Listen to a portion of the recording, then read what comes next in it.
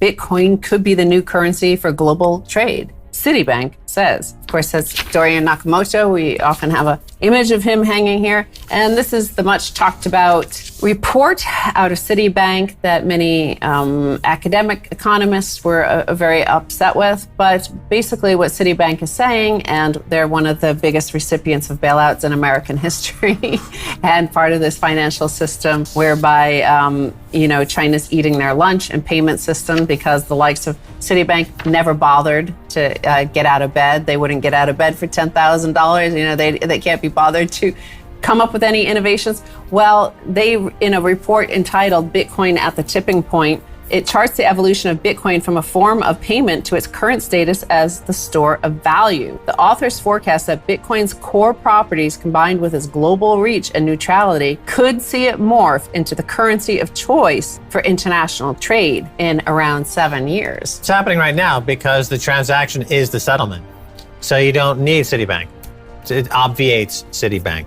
It makes Citibank redundant, as are all banks redundant with Bitcoin. I can trade with you as a currency, and it doesn't require any bank, doesn't require a central bank. And they got a little bit reversed. They're saying it started off as a means of payment and people are looking at it as a store of value. But in fact, it started off as a store of value, and now it's morphing into a means of payment. That's the whole history of money. So Citibank should know at least the history of money and how money comes into existence. But nevertheless, a good effort.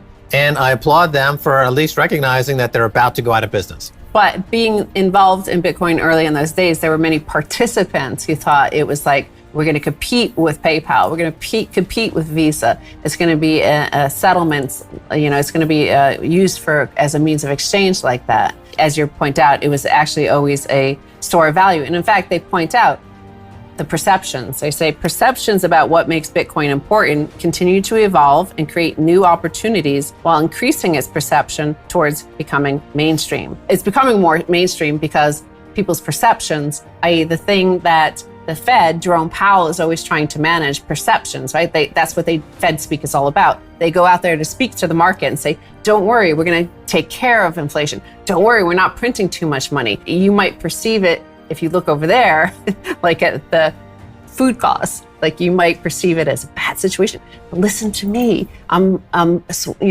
massaging your perception about the situation.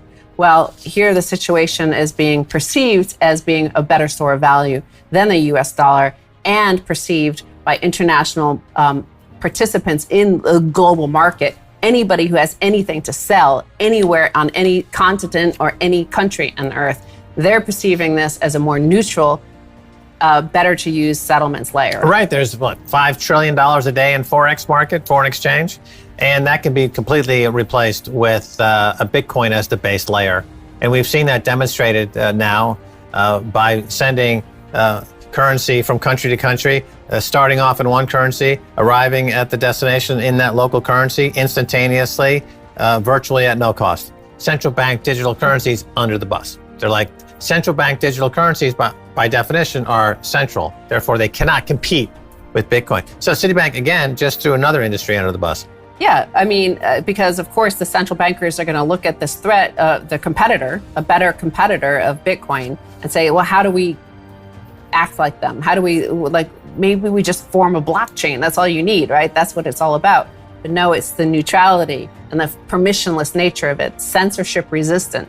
Because this is another thing that as, whoever controls that system, and it's a dollar system right now, obviously they were pretty fair and open about it when they were out-competed everybody. When we produced all the semiconductor chips, when we produced all the cars, when we produced all the high tech. But now that other countries are way ahead of us in some aspects, we're like, well, you know what? We're going to slow your payments down. That's how we can outcompete you. We're going to make it harder for you to even trade with anybody. So this is what Citibank is saying. They're agreeing with us. Once again, Keiser report was right. Citibank was wrong until now. China has a 5-year lead over the U.S. in e-commerce payments. China's already working on 6G, whereas U.S. has yet to roll out 5G. The U.S. has no 5G. The product from Verizon is a hoax. They don't have 5G.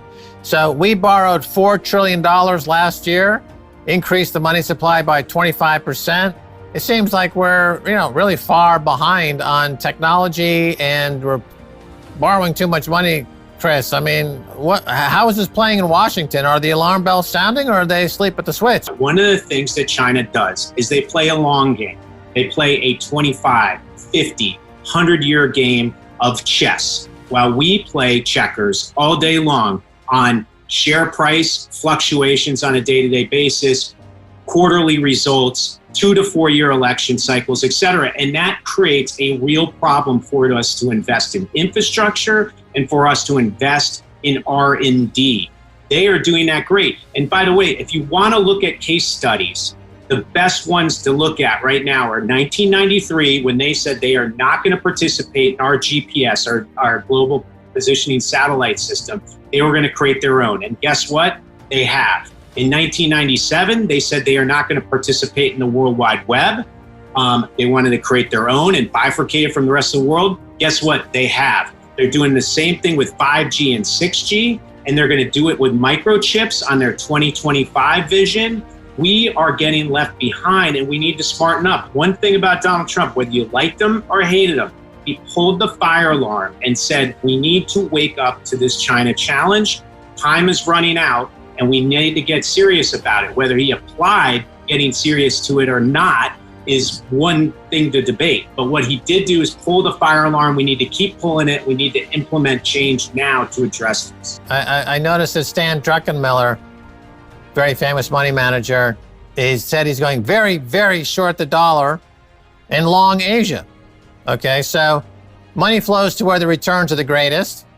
And so the money management industry doesn't seem fazed by these issues, Chris. It's disheartening because, quite frankly, our capital markets and our investor base is really what's powering the engine of China.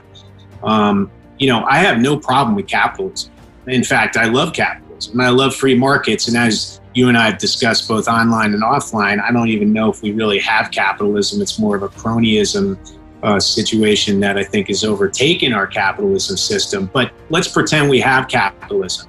One thing that we need to think of in regards to the way we engage China now is on a patriotism first level and then capitalism. As long as we start to realize that our capitalism, the base of our capitalism, the base of the freedoms that we have in business, have the foundation of a strong republic, the ability to have a United States of America that we built over the last 200 years and protect the security interests of and the welfare of, then that capitalism will continue to flourish. The problem is we've been selling out the nation that has allowed us to have this form of capitalism just for returns on quick quarterly results and P&Ls and revenue growths that are pumping up our stocks and making investors rich. It's as simple as the SEC, for instance. If you look at the way China gets access to our capital markets, they do not have to apply the same accounting standards as every other company around the world. Why? Because they hide behind state secrets laws, which they say apply to them, because technically all these private companies are SOEs or state-owned enterprises. We've got to end that. If you want access to U.S. capital markets, if you want access to private equity, if you want access to M&A activity, we need to embolden CFIUS to be even stronger, the Committee on Foreign Investment in the United States, and we need to allow the SEC to patrol these Chinese companies and regulate them the exact same way every other company gets access to our market.